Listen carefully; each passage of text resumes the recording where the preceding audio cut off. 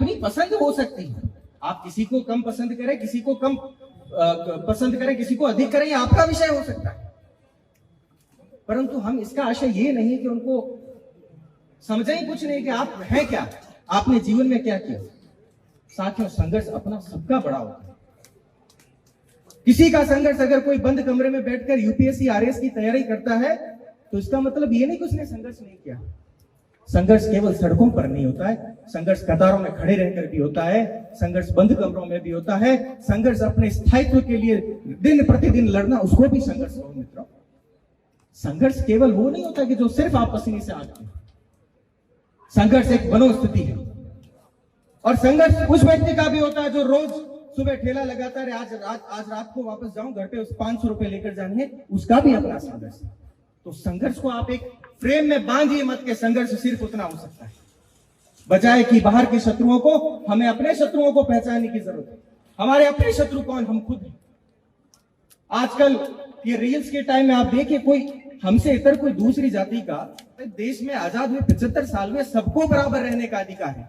आप आज अगर राजतंत्र वाली फीलिंग ले रहे हैं, मोनार्की वाली फीलिंग ले रहे हैं, तो गलत ले रहे हैं। इसको दिमाग से निकालिए। किसी भी जाति बिरादरी का कोई वीडियो डाला होगा, मैं नाम नहीं लेना चाहता, अगर अकस्मात निकल जाए तो माफी चाहता हूं, उसके नीचे आप कमेंट करते हैं थू एडो थू वेडो, मैं नाम नहीं लेना चाहता, अगर स्पष्ट लूंगा तो शायद और बुरा लगेगा। चाहे किसी भी जाति के हो, मेघवाल हो, चौधरी हो, भील हो, हम उसके नीचे वो उसने कुछ रील डाला, गाना डालते हुए आपने खट, और 101% बनाओ के कमेंट होते हैं उसमें, और किसी का कमेंट नहीं मिलता। मैं जब भी कभी जाकर देखता हूं तो हमारी शत्रु हम खुद हैं। फिर कहते हो कि चुनाव में हमारे साथ नहीं, फिर कहते हो कि ये लोग हमारी बात सुनते नहीं। यार, सुनने के लिए आपने किया क्या ऐसा? और किया था तो आपके बड़ेरों ने किया था, आपने क्या किया है ऐसा? तो अब हमें सबको साथ लेकर चलना है। जो चाहे किसी भी जाति में जन्मा है, उसकी भी अपेक्षा है कि मैं इसके बराबर बैठूं। वो बातें गई। लोकतंत्र ने सबको अधिकार दिया। भारत के कॉन्स्टिट्यूशन के आर्टिकल 12 से 35 में सबको अधिकार है अपने जीवन के। तो हमको सबको साथ तो लेकर चलना पड़ेगा। अपनी रोटी बेटी के संबंध जहां रखिए, उसका गर्व है हमें, परंतु सामाजिक संरचना ऐसी होनी चाहिए कि लोग हमारे पास आने चाहिए कि इन लोगों ने इतिहास के साथ साथ बदलते परिवेश के साथ खुद को भी बदला है, इसलिए ये लोग महान। इसके लिए साथियों, इस पर तो काम करना बहुत आवश्यक है।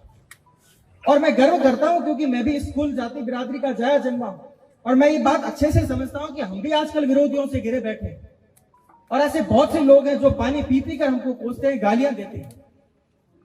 पर हमारे लिए एक जवाब है कि शिक्षा और आर्थिक रूप से सुदृढ़ रहते हुए हमें संगठनात्मक शक्ति रखनी पड़ेगी। राजनीतिक रूप से हमें जवाब मौन से देना पड़ेगा, बजाय कि सोशल मीडिया पर किसी संगठन को गाली देकर के या किसी संघ को गाली देकर के। इससे कुछ प्राप्त नहीं होगा सिवाय आपकी संतुष्टि के कि मैंने इतना बड़ा लेख लिखा, उस पर 500 लाइक आ गए।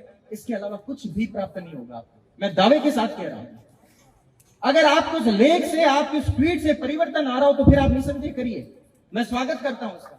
पर आपकी ईगो सेटिस्फेक्शन के लिए आप अगर ये ट्वीट और इस प्रकार के काम कर रहे हैं तो इनको बंद करिए। मैं विरोधियों की बात कर रहा था।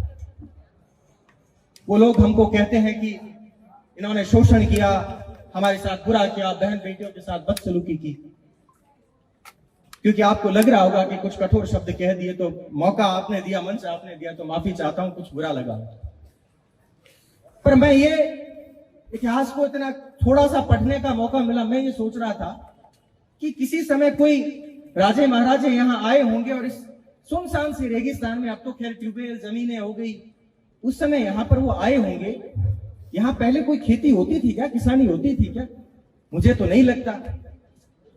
तो उनको आप ये जवाब दिया करें कि हम लोग यहाँ आए, यहाँ तो न तो पानी के स्रोत थे, न कोई और व्यवस्था थी, आपको किसानी करने के लिए जमीन हमने दी, आपको व्यापार करने के लिए स्थान हमने दिया, और बदले में हमने क्या चुना? हमने चुना ढाल और तलवार। इसलिए चुना कि आपकी रक्षा की समुचित व्यवस्था हो सके, इसलिए चुना कि आपके खेतों के ऊपर अगर खेत पहले अगर रौंदे जाए, खराब हो, मुगलों और आक्रांताओं की आंधी अगर आपके खेत पर से गुजरे, उससे पहले वो हमारे शवों पर से गुजरे। इस पर गर्व करना चाहिए, इन बहसों में हिस्सा लेना चाहिए, न कि उन बहसों में जिसमें जितना आपको अल्प ज्ञान हो और अपनी बात करना। मैं मानता हूं कि अरे राजपूत तो वो हुआ करते थे जो एक तलवार लेकर के निकलते थे तो रियासतों की रियासतें खड़ी हो जाती थी। और ये राजपूत के हाथ में की तलवार कोई हत्या का प्रतीक नहीं था, वो वीरता का प्रतीक हुआ करती। सियाजी जब घोड़े पर तलवार लेकर निकले तो एक समूचा राज्य खड़ा कर दिया। मेवाड़ के एक निर्वासित पुत्र जब उधर दक्षिण की ओर जाता है तो मुगलों का विरोध करने वाले मराठा राज्य का सूत्रपात होता है, और वहीं से एक निकलकर नेपाल की ओर पहुंचता है तो नेपाल में राज्य बसाता है। इसलिए हमारे तो पुरखे जहां जहां ढाल तलवार और घोड़ा लेकर निकले वहां रियासतें बनी। पर अब लोकतंत्र है, ये गर्व के विषय थे, हमने खूब कर लिया और इतिहास में यूं ही रहेगा। पर हम भविष्य में क्या करेंगे, इस पर हमको विचार करने की आवश्यकता है। मैं सिर्फ अपनी बात इसी बात के साथ समाप्त करूंगा कि शिक्षा पर काम करिए, आर्थिक रूप से सुदृढ़ हुइए, मजबूत हुइए। उसके अलावा क्षमता, समावेशिता और सेवा का भाव, और साहित्य पढ़िए। इन 4-5 चीजों पर अगर आप काम कर लेंगे, ये रामबाण उपाय है। मैं दावे के साथ कहता हूं, हम लोग आने वाले 1 दशक बाद हम खुशी बनाएंगे और अलग चीजों पर परिचर्चा करेंगे। ये संकट काल का दौर है। उम्मीद करता हूं कि इस संकट काल के दौर में आप आत्मनिरीक्षण करके अपने भीतर की संजीवनी शक्ति को जिंदा रखते हुए इस काल से निकलकर और अपनी दोनों भुजाएं फैलाकर कहेंगे, हाँ, हम राजपूती थे, हैं और रहेंगे, और इस पर गर्व करेंगे। बाड़मेर ने बुलाया, बहुत इतना मान सम्मान दिया। बहुत बहुत धन्यवाद, बहुत बहुत आभार।